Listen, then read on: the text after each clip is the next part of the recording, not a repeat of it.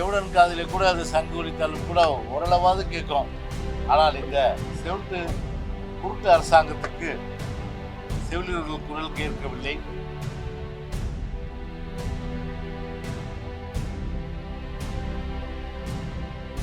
இந்த ஆட்சி, அதாவது ஒரு அடக்குமுறை, குறிப்பாக ஒடுக்கப்பட்ட மக்கள், அதே போன்று ஆதிராவிட மக்கள்,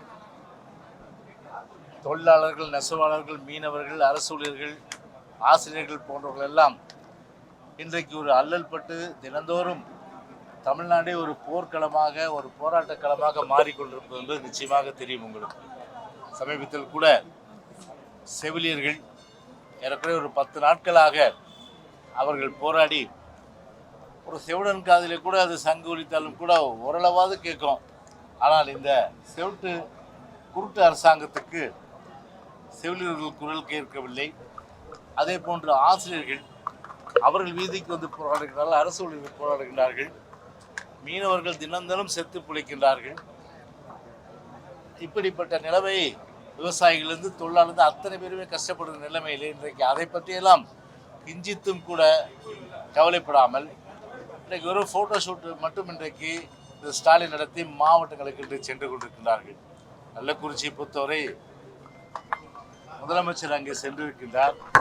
ஆனால் எப்படி 41 பேர் கள்ளச்சாராயம் குடித்து உயிரிழந்த நிலையிலே அப்போது போகாதவர் இப்போது மாவட்டத்துக்கு போக வேண்டிய அவசியம் என்ன? தேர்தல் வருகின்றது.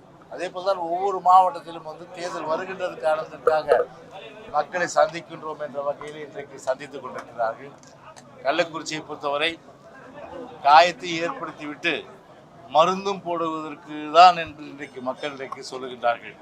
அந்த அளவுக்கு இன்றைக்கு ஒரு எதிர்ச்சதிகார, சர்வாதிகார, ஜனநாயக விரோத ஆட்சி இன்றைக்கு தூக்கி எறிவதற்கு மக்கள் தயாராகிவிட்டார்கள் என்பதை இந்த நேரத்தில் நான் சொல்லியிருக்கிறேன்.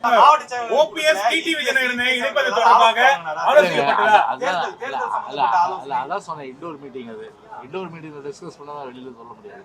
I very sorry. செய்திகளை உடனுக்குடன் தெரிந்து கொள்ள கீழ்கண்ட கேபிள் மற்றும் டிடிஎச் நெட்வொர்க்குகளில் எம்நாடு செய்தி தொலைக்காட்சியை காணுங்கள். பாதகம் செய்பவரை கண்டால் நாம் பயம் கொள்ளலாகாது பாப்பா.